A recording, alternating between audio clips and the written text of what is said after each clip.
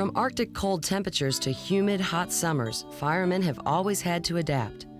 As this fire at the Highlands erupts, it is hot and the patrons move slowly toward the exits. Reaching the parking lot, they are glad that they heeded the announcement to leave the park to permit the fire department to extinguish a small fire in the dance pavilion. With heavy smoke showing from a great distance, the second and third alarms have already been struck. The dance hall was empty when the fire started in the basement of the large structure located along the south fence line.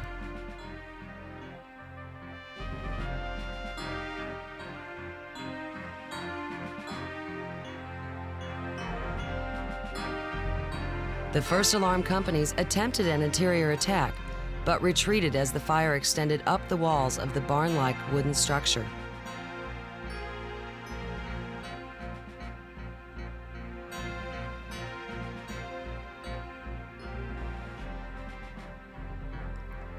The dance pavilion burned like a cardboard box, forcing the companies to withdraw to safer ground.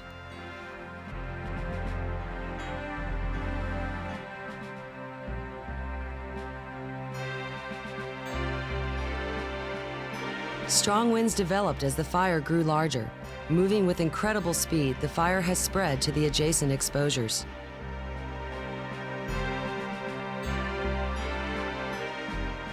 With the situation worsening, a quick conference was held. It was obvious, even before the arrival of the fourth and fifth alarm companies, that much of the park would be lost.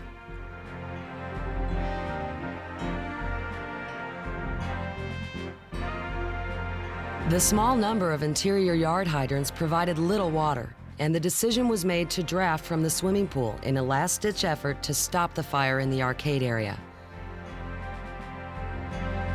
The wood frame construction allowed the rapid spread of the fire. The turn-of-the-century arcade complex burned hot and fast.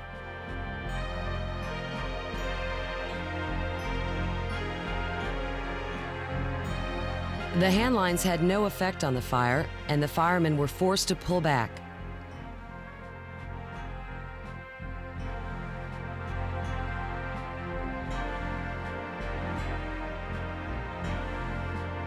Heavy fire began to show from the south fence line all the way to the north edge of the park.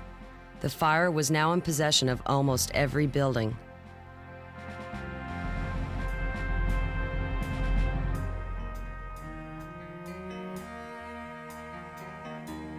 The main entry was the last major structure to fall.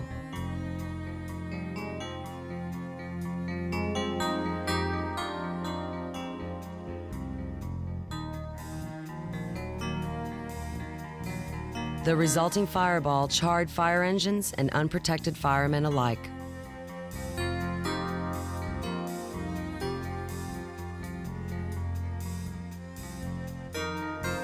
After a little burn ointment to ease the pain and a cold drink, the injured firemen returned to duty. There was little time to rest.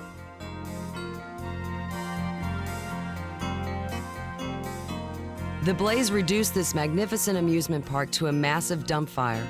The best efforts of the firemen and hose wagons had little effect. There was nothing to do but continue to pour water on the smoldering remains.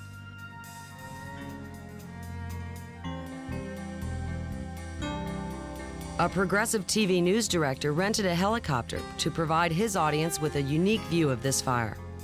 A close look shows that the Mac was still pumping from the swimming pool. Back on the ground, the weary firemen viewed scenes reminiscent of the London Blitz. Working in the 90-degree heat to overhaul and extinguish the remaining flames, the hot, jagged debris posed a threat to both hoses and firemen.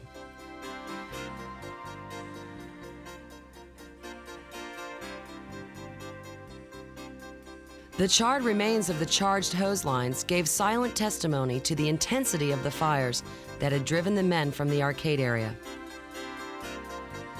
The destruction was total in some areas, with nothing left but massive heaps of metal.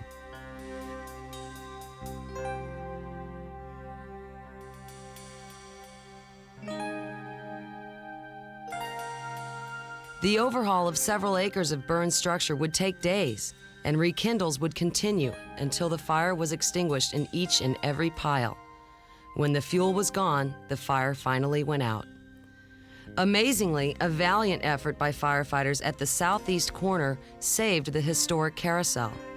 Nonetheless, an exhausted fire chief still faced the final ordeal of a very long day. There was no way to explain the loss of an entire amusement park.